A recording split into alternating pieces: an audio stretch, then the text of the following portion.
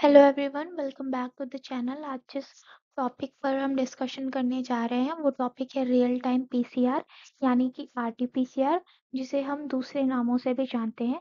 वो कौन कौन से कॉन्सेप्ट हैं, आरटीपीसीआर किस प्रिंसिपल पर काम करता है, कैसे हम यूज़ करते हैं, उसका वर्क फ्लो क्या होता है और सारा प्रोसेस करने के बाद जो आरटीपीसीआर का डेटा आता है उसको कैसे एनालाइज करते हैं।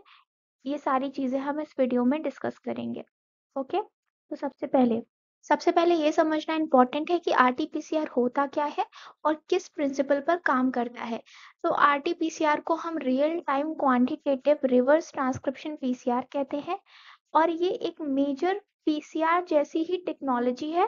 बट पीसीआर से डिफरेंस इतना है कि ये रियल टाइम में एम्पलीफाई के साथ साथ उसकी क्वांटिटी को भी मेजर करता जाता है। ठीक है, तो इसमें क्या होता है कि ये आखिरकार ये टेक्निक पॉसिबल कैसे हुई? तो इसमें कुछ नहीं हुआ कि ओलिगोन्यूक्लियोटाइड प्रोब्स का यूज करके हम एक तरह का हाइब्रिडाइज डिजाइन बनाते थे, किसके साथ? टारगेट सीक्वेंसेस के साथ। वो सब चीजें कैसे होती हैं वो मैं आगे आपको ब्रीफली समझाने वाली हूँ।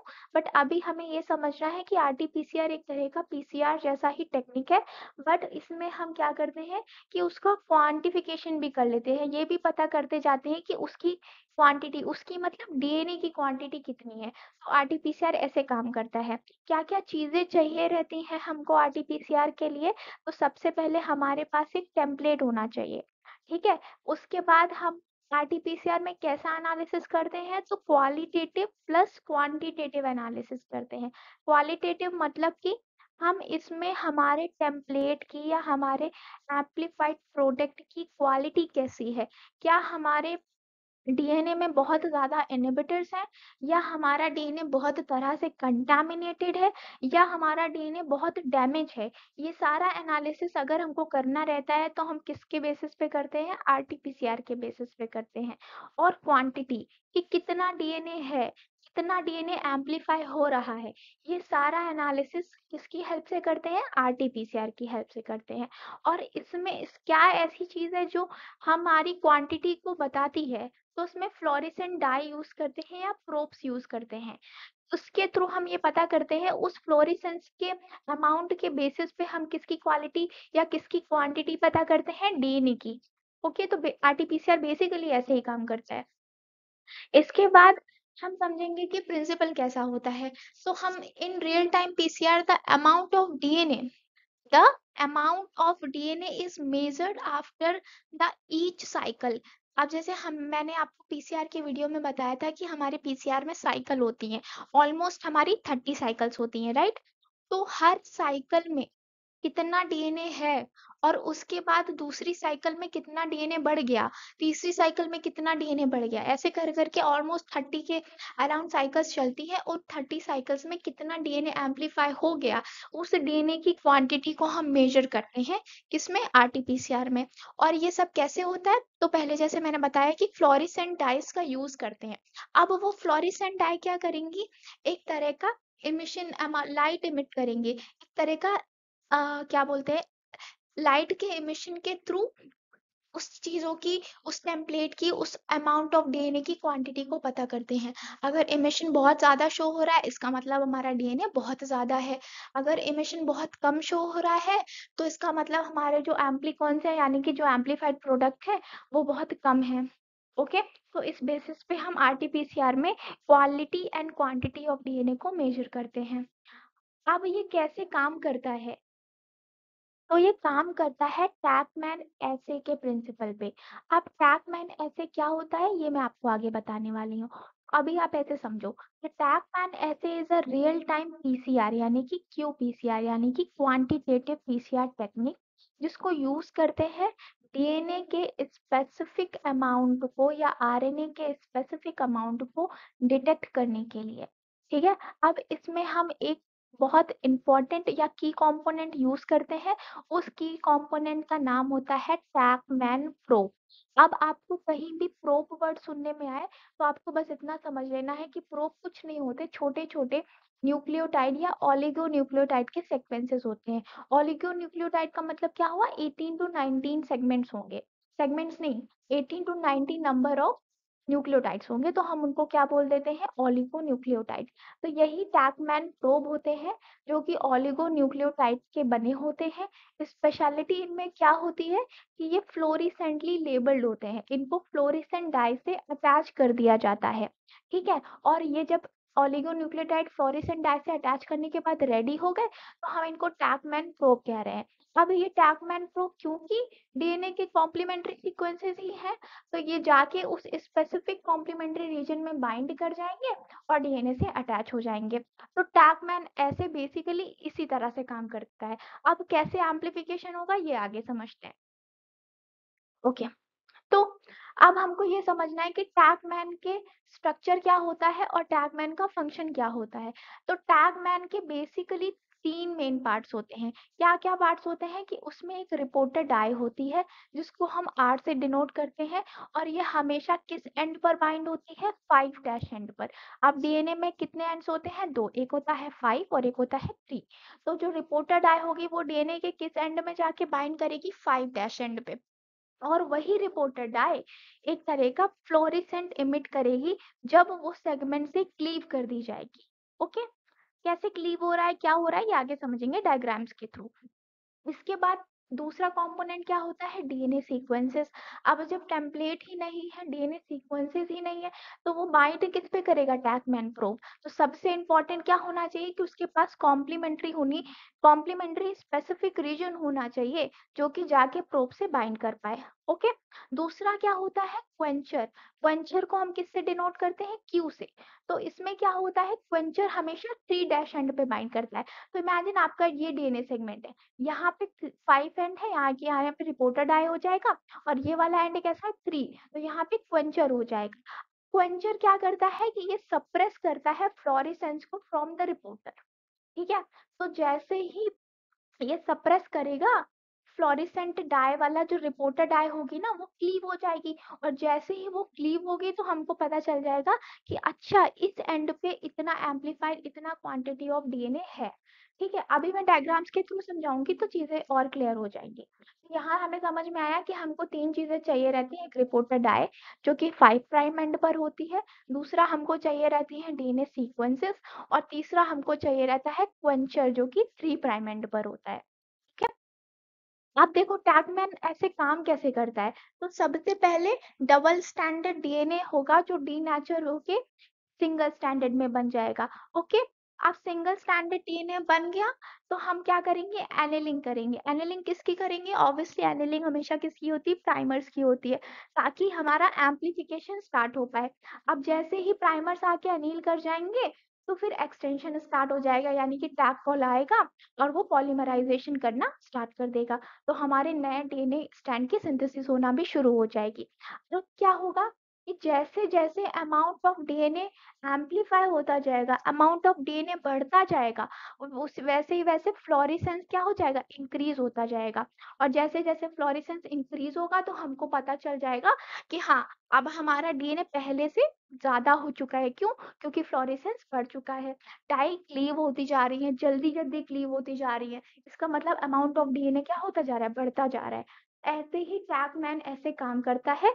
और रियल टाइम पीसीआर जिस प्रिंसिपल पे काम करता है वो प्रिंसिपल क्या होता है, टैगमैन ऐसे का प्रिंसिपल होता है। ओके, तो बेसिकली ये एक मैकेनिज्म था छोटा जो कि मैंने आपको फ्लो चार्ट के थ्रू समझाया। नेक्स्ट देखते हैं कि नेक्स्ट कैसे अब पीसीआर आरटीपीसीआर कैसे सेटअप करते हैं लैब में। तो जब मैं लैब में काम करती थी तो सबसे पहला स्टेप कैसे आता था कि हम सैंपल प्रिपरेशन करते थे। सैंपल प्रिपरेशन मतलब हमने डीएनए आइसोलेट किया, डीएनए आइसोलेट करने के बाद हमने उसमें मास्टर मिक्स बनाया, पीसीआर बनाया, सारी चीजें। पीसीआर एक तरह का पीसीआर का कैलकुलेशन, जैसे मास्टर मिक्स डाला, मास्टर मिक्स में क्या क्या होता था, डीएनटीपी होता था, टैग फॉल होता था, पीसीआर बफर होता था, प्राइमर्स होते थे। ये सब चीजें करने के बाद हमने अपना सैंपल प्रिपेयर कर लिया। इसके बाद हमने रिएक्शन सेटअप कर दिया। रिएक्शन सेटअप में क्या होगा कि हमने हालांकि सैंपल्स को अपने पीसीआर ट्यूब्स में बना के या 96 वेल्स में बना के रख लिया, और हम रेडी हैं अपनी रिएक्शन को स्टार्ट करने के लिए। अब रिएक्शन कैसे होगी, थर्मल साइक्लिंग में, जैसे पीसीआर का फंडामेंटल काम करता था कि एम्प्लीफिकेशन होता जा रहा है, होता जा रहा है, किसके थ्रू होगा, थर्मल साइक्लिंग। और जैसे ही एम्प्लीफिकेशन होगा, अब क्योंकि हमारे टैगमैन प्रोब ओलिगोन्यूक्लियोटाइड फ्लोरेसेंटली लेबल्ड डाई से भरे पड़े हैं तो हम उसी के थ्रू डिटेक्शन करते जाएंगे। जितना फ्लोरेसेंट बढ़ता जाएगा उतना ही हमको पता चलता जाएगा कि हमारा डीएनए क्या हो चुका है, एम्पलीफाई हो चुका है, number of amount of DNA क्या हो चुके हैं, बढ़ चुके हैं। तो ये सारी चीजें इस तरह से लैब में मैकेनिज्म काम करता है। नेक्स्ट देखते हैं। अब देखो, अब जब हमने अपना एक्सपेरिमेंट कर लिया, मशीन में सेटअप कर लिया, ये जो मशीन है ये है पीसी आरटीपीसीआर की मशीन। तो ये जो देख रहे हो ना, इसी को बोलते हैं 96 वेल्स। अब इसी हर एक वेल में हमारा सैंपल रहता है, राइट। तो हमने अपने अपने 96 वेल प्लेट को इस पे रखा और इसको क्लोज किया और यहाँ से हमारा प्रोग्राम सेट होता है, राइट। प्रोग्राम कैसे सेट होता है वो मशीन टू मशीन वेरी करता है। बट आप इमेजिन कर लो कि आपने अपना सैंपल रख दिया और हमें हमारा डेटा आउटपुट मिल गया। अब डेटा आउटपुट की सबसे स्पेशल बात होती है कि वहां पे एक चीज एक टर्म यूज करते हैं जिसको हम बोलते हैं सीटी वैल्यू। सीटी वैल्यू, सीटी का मतलब होता है साइकिल थ्रेशोल्ड। ओके, क्या होता है साइकिल थ्रेशोल्ड? कुछ नहीं होता, बस आप समझो कि एक मिनिमम वैल्यू, एक थ्रेशोल्ड वैल्यू जहां से आप फ्लोरेसेंट को डिटेक्ट करना स्टार्ट कर दो, राइट। जहां से फ्लोरेसेंट बढ़ना स्टार्ट हो जाए, उसी उसी को हम क्या बोलते हैं, सीटी वैल्यू बोलते हैं। अब फ्लोरेसेंट बढ़ रहा है, इसका मतलब हमारा और क्या बढ़ रहा है, डीएनए का अमाउंट बढ़ रहा है। तो जैसे जैसे डीएनए का अमाउंट बढ़ता जाएगा वैसे वैसे साइकिल नंबर कम होता जाएगा, राइट। तो CT value is inversely proportional to the amount of DNA. अगर हमें कम साइकिल में, इमेजिन अगर हम बहुत कम साइकिल रन कर रहे हैं, इमेजिन हमने 12 साइकिल रन करी और हमको डीएनए मिल गया, अच्छा। तो इसका मतलब कम साइकिल में ही डीएनए मिल गया, इसका मतलब हमारे सैंपल में डीएनए का अमाउंट बहुत अच्छा था। तो हमको बहुत कम साइकिल में ही डीएनए मिल गया। लेकिन अगर वही डीएनए बहुत कम होता तो उसको एम्पलीफाई करने के लिए, उसके नंबर को बढ़ाने के लिए हमको बहुत सारी साइकिल चलानी पड़ती। तो सीटी वैल्यू का कॉन्सेप्ट बेसिकली ऐसे ही काम करता है, inversely proportional to the amount of DNA, ऐसे काम करता है। अब देखोगे आपको ये जैसे, देखो, आपको यहाँ पे साइकिल नंबर शो कर रहा है और यहाँ पे रिलेटिव फ्लोरेसेंस शो कर रहा है। तो 14 नंबर पे, 14 नंबर पे हमारा फ्लोरेसेंट कितना है, 10 की पावर 8 है। 18 नंबर पे कितना हो गया, 10 की पावर 7 हो गया। तो जैसे जैसे साइकिल नंबर बढ़ता जा रहा है वैसे वैसे फ्लोरेसेंट भी क्या होता जा रहा है, बढ़ता जा रहा है। इसका मतलब हमारा amount of DNA cycle number बढ़ने के साथ साथ बढ़ता जा रहा है, राइट। तो अगर साइकिल नंबर कम में ही हमको डीएनए मिल गया इनफ, तो उसका मतलब हमारे सैंपल में ऑलरेडी इनफ डीएनए था, ज्यादा डीएनए था। अगर हमको बहुत सारी साइकिल रन करनी पड़ी ताकि वो कम अमाउंट का डीएनए इनफ एम्पलीफाई हो जाए, तो उसका मतलब हमारे हमारे सैंपल में डीएनए बहुत कम था पहले से। ओके, तो इस चीज का एनालिसिस ऐसे करते हैं। अब फ्लोरेसेंस थ्रेशोल्ड कैसे मेजर करते हैं कि एक